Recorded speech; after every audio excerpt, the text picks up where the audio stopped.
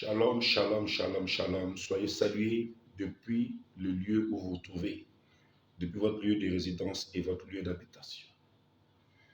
Bien-aimés, en cet après-midi, depuis cet endroit où je me trouve, j'aimerais parler à tout un chacun, toute personne qui verra cette vidéo. Et le temps de mon exhortation est une question qui nous est posée à chacun de nous. Avec quel caractère tu sais Dieu? Avec quel caractère tu sais Dieu? Le service auquel nous sommes appelés en tant que serviteurs de Dieu, en tant que des personnes qui sont au service de Dieu, est un service dans lequel Dieu prend le temps de nous examiner. Dieu prend le temps de nous éduquer. Dieu prend le temps de nous façonner. En un mot, Dieu prend le temps de nous transformer. C'est en cela Moïse s'est vu en tant que l'homme le plus patient en son temps. Parce que Dieu a pris le temps de le façonner. Dieu a pris le temps de le transformer. Dieu a pris le temps de le briser. En un mot, Dieu a tué tout ce qui pouvait s'opposer à la volonté de Dieu pour sa vie. Même notre Seigneur, la Bible dit en Philippiens 2, versets 7 à 9, il a été obéissant jusqu'au poteau de la croix. Il a été obéissant jusqu'à la mort.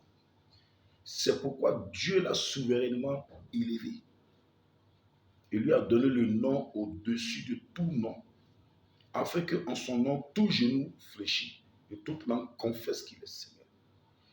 Mais à partir de quoi notre Seigneur a été élevé à la droite du Père? À partir du caractère dans lequel Dieu le voulait. À partir du caractère dans lequel Dieu a mis en lui. Bien-aimé, notre caractère peut nous empêcher de vivre la gloire de Dieu.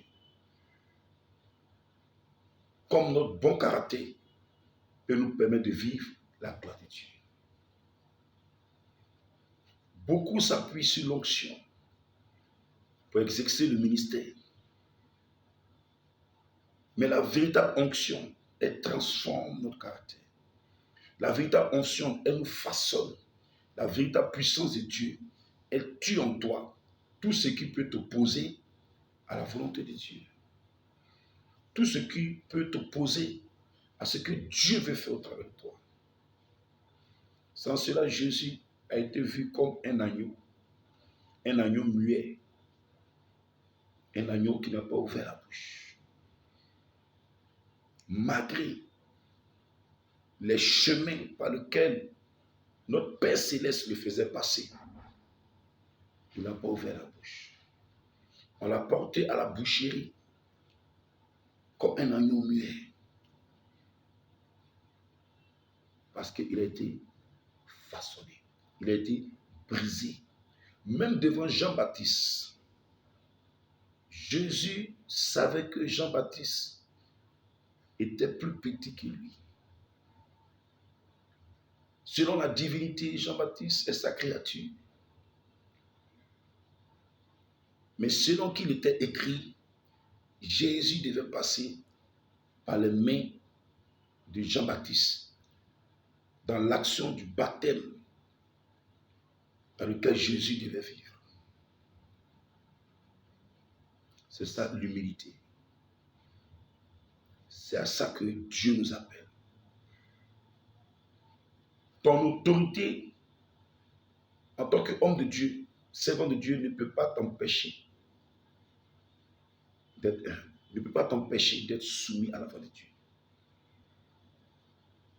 Une autorité reste une autorité, quelle que soit son humilité, quelle que soit sa simplicité, il reste une autorité. Bien aimé, il y a des autorités qui sont simples, même au sein du gouvernement. Tu peux voir un préfet qui est simple, un commissaire qui est simple, en tapette, en chemise.